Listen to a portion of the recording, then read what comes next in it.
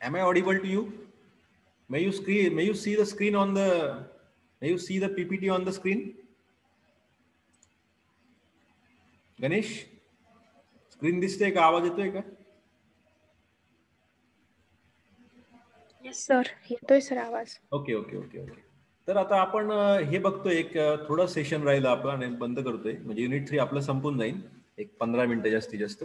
Forces due to magnetic field. आता आपण मागच्या युनिटमध्ये बघितलंय इलेक्ट्रिक फील्डमुळं फोर्स असतो, आहे की नाही इलेक्ट्रिक फील्ड. आता कुलम्स लॉ काय सांगतो तुम्हाला? दोन जर इलेक्ट्रिक चार्जेस जवळ घेतले तर एकमेकांना अट्रॅक्ट करतील किंवा रिपेल करतील, म्हणजे इलेक्ट्रिक फील्डमुळे फोर्स असतो की नाही. एखादा इलेक्ट्रिक फील्ड दुसऱ्या फील्डवर फोर्स लावतो किंवा दुसऱ्या चार्जवर फोर्स लावतो. तसंच मग मॅग्नेटिक फील्डमध्ये सुद्धा फोर्सेस असतात. आता मॅग्नेटिक फील्ड आहे ना, ते इलेक्ट्रिक फील्ड मॅग्नेटिक फील्ड, ते दुसऱ्यावर फोर्स लावणारच की. मग ते तिकडे फोर्सचा फॉर्म्युला आपण बघितलाय, इकडे फोर्सचा फॉर्म्युला काय मग तो आपल्याला बघायचा आहे. ओके, तर ते आपण बघूया. एक minute. So you see F bar is equal to q into E bar, असा फॉर्म्युला आपण बघितला होता. कुठे बघितला होता ते तुम्हाला सांगतो. दिस फॉर्म्युला आणि सिंपल फॉर्म्युला आहे. The force depends on electric charge and electric field intensity. समजा इथे तुमचा असा इलेक्ट्रिक फील्ड आहे, ठीक आहे, आणि तुमचा इलेक्ट्रिक चार्ज इथे कुठेतरी आहे. आता ह्या इलेक्ट्रिक चार्जला आपण इथून जर इथपर्यंत आपल्याला न्यायचं असले, आपण वर्क डन जिथं शिकलो ना, ज्या कन्सेप्टमध्ये वर्क डन शिकलो, तिथे आपण हा फॉर्म्युला बघितलाय. So if you want to move this Q from position A to position B, then you have to apply opposite force on this charge, reverse force. आणि हा कारण इकडून काय होतं, electric field intensity, because charge Q we want to move from this point to the point here against external electric field. इकडून electric field चालू आहे आणि चार्ज इथं आहे, इथून मला चार्ज इकडे आणायचा आहे, तर आपल्याला ह्या चार्जला फोर्स द्यावा लागेल, कारण इकडून इलेक्ट्रिक फील्ड आहे ना. मग हा फोर्स किती द्यावा लागेल? ह्या चार्ज इथं आहे, फील्डच्या बाहेर आहे सध्या, तर किती फोर्स द्यावा लागेल? That force depends on the magnitude of Q आणि ई बार. म्हणजे ई बार किती आहे, जेवढा ई बार ज्यादा तेवढा फोर्स इकडे जास्त द्यावा लागेल. So that's why F bar is equal to q into E bar. असा फॉर्म्युला आपण वर्क डनच्या वेळेस बघितला होता, तो फक्त इथं आलाय. ठीक आहे, okay. This shows that if q is positive. आता इथे बघा, थोडं पुढे बघा. A magnetic field can exert force only on a moving charge. ठीक आहे. From experiments it is found that magnetic force F M, आता इथं ई म्हटलंय त्याला, इथं इलेक्ट्रिक फोर्स, थोडक्यात इलेक्ट्रोस्टॅटिक्स मध्ये जे आपण शिकलो त्याला एफ ई म्हणलंय थोड्या वेळ, आणि मॅग्नेटिक फोर्सच्या बाबतीत मग एफ एम म्हणतात बघा त्याला. नुसतं एफ म्हटलं तरी काही प्रॉब्लेम नाही. F M experienced by charge Q moving with a velocity U. Velocity आपण जनरली कशाने दाखवतो? व्ही ने. ठीक आहे. आणि इथं लिटरेचरमध्ये, इलेक्ट्रोमॅग्नेटिकच्या लिटरेचरमध्ये व्हेलॉसिटी काही लोक असं दाखवतात, असं दाखवतात बरं का. ठीक आहे, काही जण यू म्हणतात वेलॉसिटीला, काही जण असा सिम्बॉल वापरतात, काही जण असं वापरतात. तर ठीक आहे, आपण असं वापरू यांच्यासारखा, किंवा असं लिहू. ओके. तर असं एक्सपेरिमेंटली फाउंड आहे काय, का मॅग्नेटिक फील्ड फोर्स अप्लाय करतं, पण कशावर करतं? Only on moving charge. Charge जर मुव्हिंग असेल तरच फोर्स अप्लाय होतो. ठीक आहे. आता चार्ज जर मूव्ह करत असेल, असा मूव्ह करतोय, तर मग मूव्ह करताना त्याला वेलॉसिटी पण काहीतरी असेल ना. If charge is moving with what velocity? With this velocity. असं आपण अज्युम केलं तर फॉर्म्युला काय असतो मग? F M bar is equal to q you bar cross B bar. F M bar आणि हा हे क्यू काय आहे? कॉन्स्टंट आहे, क्यू ब्रॅकेटच्या बाहेर आहे, समजते का? F M bar is equal to काय फॉर्म्युला आहे? It depends on charge Q, जो चार्ज तुम्ही मूव्ह करताय ना त्या चार्जवर डिपेंड आहे फोर्स, इनटू यू बार म्हणजे काय? त्या मुव्हिंग चार्जची वेलॉसिटी क्रॉस मॅग्नेटिक फ्लक्सची डेन्सिटी. तर मॅग्नेटिक फील्ड मुळे किती फोर्स लागतो, किती फोर्स एक्झर्ट होऊ शकतो एखाद्या चार्जवर? It is equal to q into velocity of that charge and applied magnetic field B bar. हा फॉर्म्युला लक्षात ठेवा. इलेक्ट्रोस्टॅटिक्स मध्ये आपण हा फॉर्म्युला वापरला, मॅग्नेटोस्टॅटिक्स मध्ये हा फॉर्म्युला लक्षात ठेवा. थोडासाच बदल आहे, काही ज्यादा बदल नाही. Here in electrostatics force depends on Q, here also it depends on Q. फक्त इथं ई बार ने मल्टिप्लाय केलंय क्यू ला, इथं व्ही बार क्रॉस बी बार ने मल्टिप्लाय केलंय. का बरं व्ही बार आलाय? कारण इलेक्ट्रोस्टॅटिक्स मध्ये व्हेलॉसिटीचा काही संबंध नव्हता. स्टॅटिक इलेक्ट्रिक चार्जवर सुद्धा फोर्स यायचा, पण इथं मॅग्नेटोस्टॅटिक फील्ड मध्ये चार्ज मुव्हिंग असेल तरच फोर्स लागतो. ठीक आहे, एवढं लक्षात ठेवा. व्ही बार क्रॉस बी बार. आता बघा, जर आपला चार्ज जर दोन्ही प्रकारच्या फील्ड मध्ये प्रेझेंट असेल, if charge is present in both electric आणि मॅग्नेटिक फील्ड, दोघांमध्ये जर चार्ज असेल, समजा तुमचं हा एरिया आहे सपोज, या एरियामध्ये इलेक्ट्रिक फील्ड सुद्धा आहे सपोज आणि मॅग्नेटिक फील्ड सुद्धा आहे सपोज, आणि अशा ठिकाणी तुमचा चार्ज क्यू इथं आहे, ह्या एरियामध्ये दोन्ही फील्ड आहे सपोज, तर मग टोटल फोर्स किती त्या चार्जवर? F bar is equal to F E bar plus F M bar. म्हणजे इलेक्ट्रिक फील्ड मुळे एखादा फोर्स असणार त्याच्यावर आणि मॅग्नेटिक फील्ड मुळे सुद्धा त्याच्यावर फोर्स लागेल, कारण चार्ज कुठे आहे? ह्या एरियामध्ये, आणि ह्या एरियामध्ये दोन्ही फील्ड आहेत. असं जर असेल तर total force is equal to F E bar plus F M bar. मग दोघांचा फॉर्म्युला आपल्याला माहिती आहे, दोघांच्या फॉर्म्युल्यामध्ये क्यू आहे, मग तो क्यू कॉमन काढला आणि मग काय शिल्लक राहिलं ब्रॅकेटमध्ये? E bar plus V bar cross B bar is equal to total F bar. This equation is called as Lorentz force equation. हे लक्षात ठेवाय नाव. लॉरेंट्स फोर्स इक्वेशन कशी तयार केली आहे? दोन्ही फोर्सेस ऍड केलेत. ठीक आहे, जर तुमचा चार्ज दोन्ही फील्ड मध्ये अवेलेबल असेल, म्हणजे एखादा एरिया आहे, त्या एरियामध्ये दोन्ही फील्ड आहे, समजा इलेक्ट्रिक फील्ड आहे, मॅग्नेटिक फील्ड आहे, आणि नेमका तुमचा चार्ज तिथंच आहे, तर ते चार्ज टोटल फोर्स किती? मग इलेक्ट्रिक फील्ड मुळे एफ ई बार फोर्स लागेल आणि मॅग्नेटिक फील्ड मुळे एफ एम बार लागेल, दोघांची ऍडिशन करायची. That equation is called as Lorentz force equation. ठीक आहे, तर इथं समरी केली बघा. इलेक्ट्रिक फील्डच्या बाबतीत किती फोर्सच्या इक्वेशन आणि मॅग्नेटिक फील्डच्या बाबतीत. इलेक्ट्रिक फील्डच्या बाबतीत स्टेशनरी चार्ज असेल तर हा फॉर्म्युला आहे, Q E bar, F bar is equal to Q E bar. Moving जरी असेल तरी क्यू ई बारच फोर्स लागतो, वेलोसिटीचा काही संबंध नाही, वेलोसिटी किती असू द्या. F bar is equal to काय असेल इलेक्ट्रिक फील्डच्या बाबतीत? F bar is equal to Q E bar. एवढं लक्षात ठेवा. पण मॅग्नेटिक फील्डच्या बाबतीत स्टॅटिक चार्जवर 0 फोर्स लागतो. स्टॅटिक चार्ज असेल तर, स्टॅटिक म्हणजे स्टेबल, मुव्हिंग नाहीये, पण जर मुव्हिंग असेल तरच फोर्स लागतो. तो किती असतो? Q you bar cross B bar. U म्हणजे वेलोसिटी. ठीक आहे, मग कंबाईन म्हणजे दोघांची addition, this plus this and this plus this, total force. आता हे मॅग्नेटिक मटेरियलचे दिसत आहे तुम्हाला बघा समोर स्क्रीनवर. कोणत्या कोणत्या प्रकारचे मीडियम आहेत, मटेरियल्स आहेत, मॅग्नेटिक मटेरियलचे टाइप्स कोणते कोणते स्क्रीनवर सांगा बरं पटकन. महेश, काय काय दिसतंय स्क्रीनवर? Mahesh Ille, tell me the types of magnetic materials. Pooja Gorde, yes sir. कोणते कोणते प्रकार सांग बरं, मॅग्नेटिक मटेरियलचे टाइप्स कोणते कोणते स्क्रीनवर? Tell me. Sir linear and non linear. Linear मध्ये डायमॅग्नेटिक्स अँड पॅरामॅग्नेटिक्स आहे, अँड नॉन लिनियर मध्ये फेरोमॅग्नेटिक्स. बरोबर. आता याच्यामध्ये आतमध्ये काय लिहिलंय बघा, डायमॅग्नेटिक मध्ये एक्स एम हा जो सिम्बॉल आपण बघितला होता, मॅग्नेटिक ससेप्टिबिलिटी. ठीक आहे, इलेक्ट्रिक ससेप्टिबिलिटी आपण सेकंड युनिट मध्ये बघितला होता. इफ दिस इलेक्ट्रिक ससेप्टिबिलिटी और magnetic susceptibility is less than 0, हा एक पॅरामीटर आहे, याला व्हॅल्यू असतात. प्रत्येक मीडियम नुसार याच्या व्हॅल्यू कमी जास्त असतात.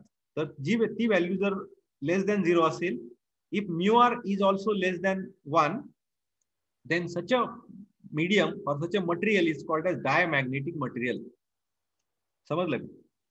हे शॉर्टकट मध्ये तुम्हाला मी सांगतो. पॅरामॅग्नेटिक मटेरियल, एखाद्या मॅग्नेटिक मटेरियलला पॅरामॅग्नेटिक मटेरियल कधी म्हणतो आपण? जर magnetic susceptibility XM if it is greater than 0 and if mu R, आता हा काय म्यू आर आहे बरं का, हा mu R is greater than 1 असं जर असेल तर such a material is called as paramagnetic material. आणि फेरोमॅग्नेटिक मटेरियल म्हणजे काय? If XM magnetic susceptibility if it is greater than 0 and mu R is very high, very large than 1 पेक्षा खूप जादा आहे, त्या केसमध्ये तुमच्या मटेरियलला फेरोमॅग्नेटिक मटेरियल म्हणतात. This is the types of this are the classification of magnetic materials. आता याच्यामध्ये MCQ टाइपचे बरेच क्वेश्चन येऊ शकतात. तुम्हाला प्रश्न विचारतील मॅग्नेटिक मटेरियल. बोला बोला sir. What mean by susceptibility? हा, मॅग्नेटिक ससेप्टिबिलिटी म्हणजे काय सांगतो. एखादा मीडियम आहे, सपोज मीडियम आहे किंवा मटेरियल आहे, त्याच्या जवळ जर आपण एखादं लोहचुंबक नेलं समजा, लोह चुंबक नेल्यानंतर मला सांगा बरं, जर तुमच्या लोखंडापाशी जर लोह चुंबक नेलं आपण, मॅग्नेट नेलं, तर काय होतं, ते मॅग्नेट ते तुमचं लोखंड पटकन आकर्षित जातं कोणाकडं, तुमच्या मॅग्नेटकडं. पण तेच तुम्ही एखादी नोटबुक न्या त्या चुंबकापाशी किंवा एखादं प्लॅस्टिक न्या, ते लवकर एवढं त्या चुंबकाकडे जाणारच नाही. पण त्या चुंबकाच्या जवळ एखादा करंट कॅरिंग कंडक्टर न्या, म्हणजे करंट कॅरिंग कंडक्टर त्या लोह चुंबका, समजा हे लोह चुंबक आहे आणि याच्या जवळ जर करंट कॅरिंग कंडक्टर नेला, आपल्याला माहिती करंट जिथं फ्लो तिथं मॅग्नेटिक फील्ड असतं, मग हे दोघं एकमेकांना लगेच अट्रॅक्ट होणार. कळतंय? तसं दुसरं मॅग्नेट न्या आणि एखादं प्लॅस्टिक न्या किंवा असं एक कागद नेला, कापड नेलं, तर कापड जाणार आहे का त्या मॅग्नेट? नाही. याचा अर्थ magnetic susceptibility of this material is 0. आणि दुसरं जर एखादा करंट कॅरिंग कंडक्टर नेलं तर ते पटकन आकर्षलं जाईल. का? मग आपण काय म्हणणार, मॅग्नेटिक ससेप्टिबिलिटी या मटेरियलची, या कंडक्टरची मॅग्नेटिक ससेप्टिबिलिटी चांगली आहे, स्ट्रॉंग आहे. सो मॅग्नेटिक ससेप्टिबिलिटी म्हणजे काय, तुमचं मीडियम किंवा मटेरियल, तुमचं मटेरियल किती रिस्पॉन्स करतंय मॅग्नेटिक फील्डला, how susceptible it is to given magnetic field. त्याला म्हणतात, त्या पॅरामीटरला आपण कसं मोजायचं, तर ह्या सिम्बॉलने मोजतो. कळलं का रे Annasaheb? Yes sir. Magnetic susceptibility म्हणजे काय, तुमचं मटेरियल किती ससेप्टिबल आहे मॅग्नेटिक फील्डला.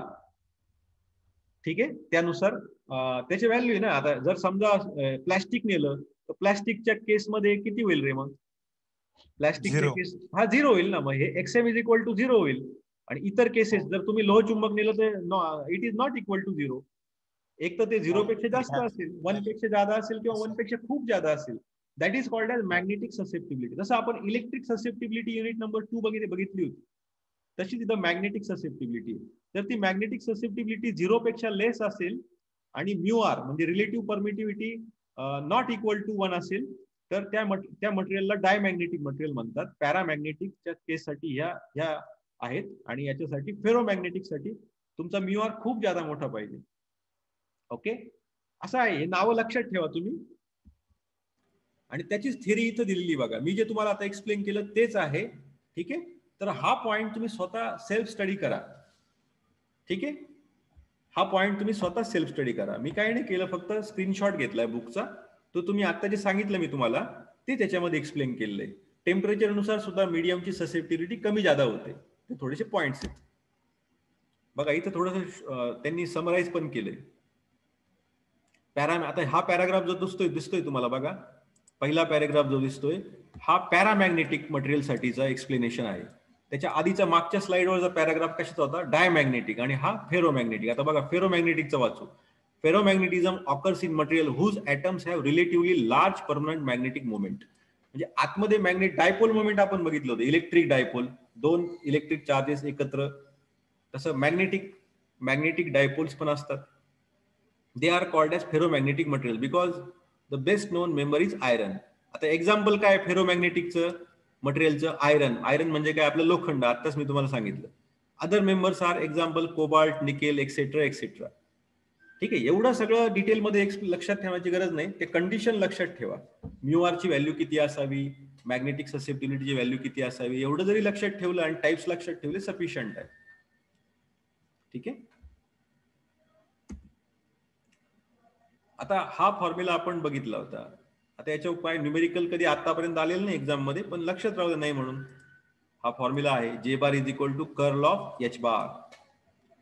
आणि हा जे बार काय असतो, करंट डेन्सिटी ना. आपण बघितलं ना, सरफेस करंट म्हणजे च्या बाबतीत के बार दाखवतो, लाईन करंटच्या बाबतीत आपण आय दाखवतो, व्हॉल्यूम करंटच्या केसमध्ये आपण जे बार दाखवतो. It is measured in ampere per metre square. So J bar is equal to curl of H bar is also one of the very important formula. ठीक आहे, तर त्याच्यामध्ये हा फॉर्म्युला आहे. तर सहज एकदा बघून घ्या न्यूमेरिकल, मी तुम्हाला हे सगळं शेअर करणार आहे. आता मॅग्नेटिक बाउंड्री कंडिशन हा आपला लास्ट पॉइंट आहे. आता हा काय मॅग्नेटिक बाउंड्री कंडिशन काय बघा, तुम्हाला दिसेल या स्क्रीनवर काय काय दिसते बघा बरं, मला सांगा बरं पटकन.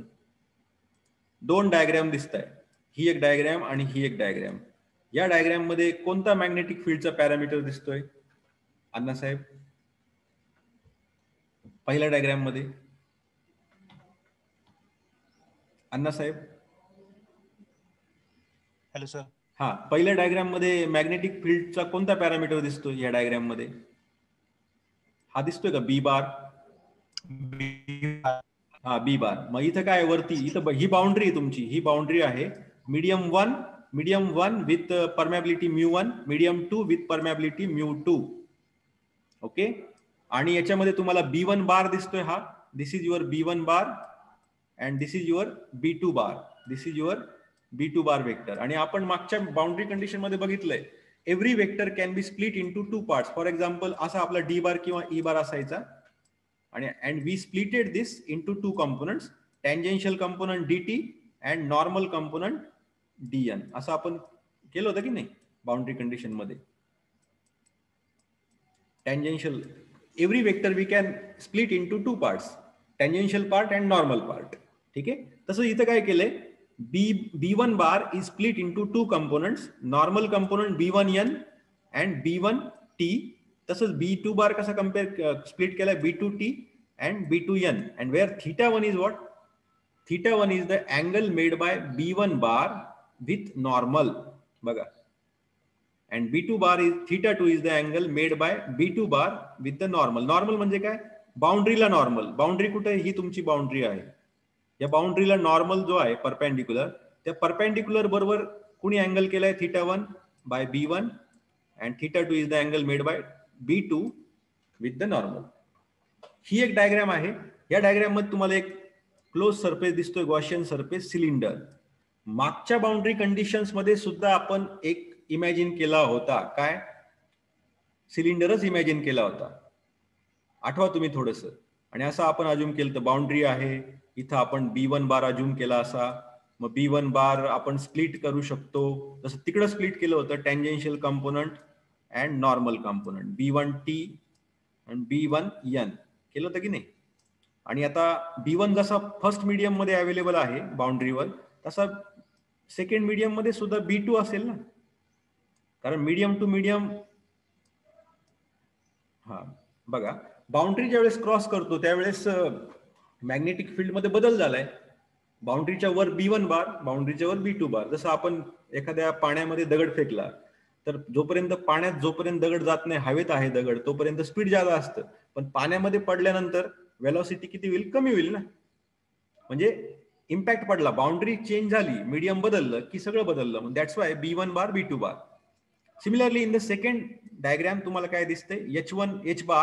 H1 बार इथं दिसतोय आणि H2 बार.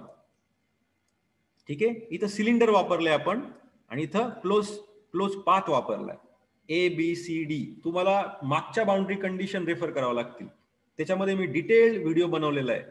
डिटेल आपण एक्सप्लेनेशन केले 3 बाउंड्री कंडिशन. तेच कन्सेप्ट इथं आहे. ठीक आहे. आता तिथे आपण 2 फॉर्म्युले वापरले होते. ते फॉर्म्युले म्हणजे गॉस लॉचा फॉर्म्युला वापरला होता सिलेंडरवर आणि वर्क डनचा फॉर्म्युला वापरला होता ह्या क्लोज्ड पाथवर. हे 2 फॉर्म्युले वापरून आपण B1 बार आणि B2 बार शोधला. म्हणजेच काय? B1t, B1n, B2t, B2n शोधलं. आणि B वरून आपण D वरून काय शोधलं होतं? E शोधला होता. कोणता फॉर्म्युला वापरला होता? D bar is equal to ε0 into E bar किंवा एप्सिलॉन E बार असं रिलेशन वापरलं. म्हणजे E बार मिळालं तर D बार मिळतं, किंवा D बार जर मिळालं तर E बार मिळतं. कळतंय का नाही? आणि आपण असं म्हटलं होतं बघा, टोटल D बार और total E bar is equal to what? Tangential component plus normal component, असं आपण बघितलं होतं. आठवतंय का रे अण्णासाहेब? आठवतंय का? D bar is equal to DT plus DN, E bar is equal to ET plus EN असं आपण घेतलं होतं बाउंड्री कंडिशन. इथे तेच कन्सेप्ट वापरायचे. हा, इथे तेच कन्सेप्ट वापरायचे. तिकडे 2 फॉर्म्युले आपण कोणते वापरले होते? गॉस लॉचा कोणावर वापरला? या सिलेंडर वापरला होता. हा, आणि वर्क डनचा फॉर्म्युला क्लोज पाथ साठी वर्क डन 0 असतं, तो फॉर्म्युला आपण ह्या क्लोज पाथ साठी वापरला होता. असं करून आपण ते पॅरामीटर शोधले. इथे तेच आहे बघा. इथे कोणते फॉर्म्युले वापरायचे? हा formula, integration of B bar dot DS bar equal to 0. आता हाच फॉर्म्युला आपण एक 15-20 मिनिटापूर्वी बघितला होता मागच्या सेशन मध्ये. बघितला की नाही अण्णासाहेब? मग हा फॉर्म्युला आपल्याला वापरायचा आहे. तो कुठे वापरायचा आहे? सिलेंडर. हा फॉर्म्युला सिलेंडर साठी अप्लाय करायचा आहे. पहिल्या डायग्राम मध्ये सिलेंडर आहे मग त्या पहिल्या डायग्राम मध्ये आपल्याला एच बार आहे बघा, सॉरी बी बार आहे, बी बार. मग तुझं बी बार मिळणार आपल्याला, हा फॉर्म्युला सिलेंडरला वापरला का बी बार मिळेल, B1 बार B2 बार, त्याच्यावरून आपल्याला H1 बार H2 बार मिळणार. म्हणजे नॉर्मल कंपोनंट इथं आपल्याला मिळून जातील. आणि क्लोज पाथ साठी कोणता फॉर्म्युला वापरायचा, ABCDA जो क्लोज पाथ आहे सेकंड डायग्राम मध्ये, तिथं हा फॉर्म्युला वापरायचा, H bar dot DL bar is equal to I. आता हा फॉर्म्युला कुठून आला, हा फॉर्म्युला एम्पियर सर्किटल लॉचा आहे. म्हणजे if you apply ampere circuital law to this diagram you will get tangential component. बघा आता इथे तुम्हाला आता हे सुद्धा तुम्हाला सेल्फ स्टडी आहे. Magnetic boundary condition you have to learn on your own. मी तुम्हाला कन्सेप्ट समजून सांगतोय, ठीक आहे. ते बाउंड्री कंडिशन डिटेल मध्ये घेतल्यात आपण. आता तेच कन्सेप्ट इथं वापरायचे अँड मॅग्नेटिक बाउंड्री. मुळे बॅकग्राऊंड समजून सांगतोय सगळं. तर आपल्याला अल्टिमेटली ऍट द एंड काय मिळतं, B1N is equal to B2N. आता B1N काय, नॉर्मल कंपोनंट ऑफ B1 बार आणि normal component of B2 bar. B1 बार काय, मीडियम 1 मधलं B बार, B2 काय, मीडियम 2 मधला B2 बार, B बार. आता B1N वरून H1N कसं मिळेल, हा फॉर्म्युला वापरायचा, B is equal to B bar is equal to mu into H bar. हा फॉर्म्युला आहे का अण्णासाहेब आपल्याकडे, अण्णासाहेब? हो सर. हा, मग आता बी बार आपल्याला इथे मिळाला समजा, तर बी बार वरून एच बार कसा मिळायचा, काय नाही, म्यू ने मल्टिप्लाय करायचं त्याला फक्त. मग B1N इज इक्वल टू म्यू1 H1N नॉर्मल कंपोनंट. N म्हणजे काय, नॉर्मल कंपोनंट. नॉर्मल. हा, मग त्याच्यावरून इथं B2N इज इक्वल टू म्यू2 H2N. बस. मग आता नॉर्मल कंपोनंट आपल्याला मिळाले. कसे मिळाले, कसे मिळाले, नॉर्मल कंपोनंट आपल्याला ह्या फॉर्म्युल्याने मिळाले. हा फॉर्म्युला कशाला अप्लाय केला आपण, सिलिंडरला. सिलिंडरला किती सरफेस असतात रे अण्णासाहेब, सिलिंडरला किती सरफेस असतात, टॉप सरफेस, बॉटम सरफेस आणि lateral. Top surface, lateral surface आणि बॉटम. आणि इथं बघा ना, हा फॉर्म्युला बघा, हा फॉर्म्युला जो आहे हा टॉप सरफेस साठी वापरला, बॉटम साठी वापरला आणि लॅटरल साठी वापरला. तर आपल्याला बरोबर असं मिळतं. असं का मिळतं, कारण डायग्राम मध्ये बघा, डायग्राम मध्ये बघा सिलिंडर कसं आहे बघा बरं. सिलिंडरचा सरफेस एरिया किती आहे अण्णासाहेब सांग बरं, सिलिंडरचा सरफेस एरिया किती, डेल्टा एस दिसतोय का इथे? हो. हा, आणि हाईट किती आहे, हाईट किती आहे सिलिंडरची, डेल्टा एच. हा, डेल्टा एच. आणि डेल्टा म्हणजे काय असतो, डेल्टा ऑलमोस्ट इक्वल टू 0. मग डेल्टा एस सुद्धा किती असेल, ऑलमोस्ट 0. आणि डेल्टा एच किती असेल, ऑलमोस्ट इक्वल टू 0. म्हणून काही टर्म निघून जातात. लॅटरलचा टर्म निघून जाईल, फक्त एवढं शिल्लक राहील. त्याच्यावरून हे मिळालं आणि याच्यावरून हे मिळालं, ठीक आहे. म्हणजे पहिल्या डायग्राम मध्ये काय मिळणार आहे आपल्याला, सांगा बरं परत एकदा. पहिल्या डायग्राम मध्ये तुम्हाला दिसतंय बी बार घेतलाय, ठीक आहे, आणि एक सिलिंडर घेतलंय. या सिलिंडरला कोणता फॉर्म्युला वापरायचा, integration B bar dot ds bar equal to 0. मग टॉप सरफेस साठी, बॉटम साठी, लॅटरल साठी. त्याच्यावरून आपल्याला काय कंपोनंट मिळणार आहे, नॉर्मल कंपोनंट मिळणार आहे. नॉर्मल म्हणजे कोणते, B1N आणि B2N हे दोन नॉर्मल मिळाले कंपोनंट. त्याच्यावरून आपल्याला H1N मिळाला, H2N मिळाला, ठीक आहे. आणि ही जी दुसरी डायग्राम आहे तिला कोणता फॉर्म्युला वापरलाय बघा, हा वापरलाय. म्हणजे कोणता, हा फॉर्म्युला बाउंड्री कंडिशनचा, सॉरी याचा एम्पियर सर्किटल लॉचा. अण्णासाहेब समजते का? हो सर. हा, एम्पियर सर्किटल लॉ मध्ये काय, लाईन आहे ना, ही लाईन, डीएल म्हणजे काय, लाईन इंटिग्रल, बरोबर आहे ना, बरोबर आहे का? हा, मग आता इथे बघा हा फॉर्म्युला बघा, ही डायग्राम बघा, ही डायग्राम बघा, 2 नंबरची डायग्राम. या 2 नंबरच्या डायग्राम मध्ये तुमच्याकडं काय असा क्लोज पाथ आहे, A to B to C to D. A B हा C पॉइंट आणि हा D point. A to B चाललोय आपण, नंतर B टू C चाललोय, C टू D चाललोय आणि D टू परत A चाललोय. मग A टू B म्हणजे ही एक लाईन झाली DL1, ही DL2 झाली, ही DL3 झाली आणि हा DL4 झाला. हे अशा लाईन आहे ना, क्लोज्ड पाथ आहे हा. त्यासाठी कोणता फॉर्म्युला वापरायचा, हा H1 dot H bar dot DL bar is equal to I. मग हाच फॉर्म्युला इथे वापरलाय बघा. बघा हा फॉर्म्युला वापरून आपलं असं मिळालं. मग ते इंटिग्रेशन जे आहे H बार, मला सांगा तुम्ही आता 2 मिनिट तुमचा वेळ घ्या तुम्ही. हा फॉर्म्युला आहे बघा आपला, तुम्हाला सांगतो. आणि मागच्या बाउंड्री कंडिशन सुद्धा रेफर करा म्हणजे तुम्हाला पटकन समजेल. असा फॉर्म्युला आहे बघा, H bar dot DL bar is equal to I. हा, आता मला सांगा अण्णासाहेब, हे इंटिग्रेशन मध्ये काय लाईन इंटिग्रल आहे ना, हो आहे का?